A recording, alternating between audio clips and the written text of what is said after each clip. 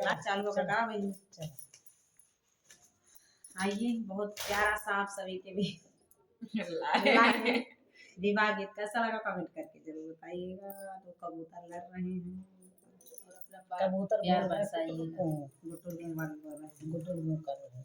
चलिए प्यारा सा विवाह गीत सुनिए और भरपूर सपोर्ट कीजिएगा। अच्छा लगे तो वीडियो को लाइक शेयर कीजिएगा, चैनल को सब्सक्राइब कीजिएगा। नदिया के तीरे तीरे लगी बजरिया, अरे चुनरी जो महंगा बिका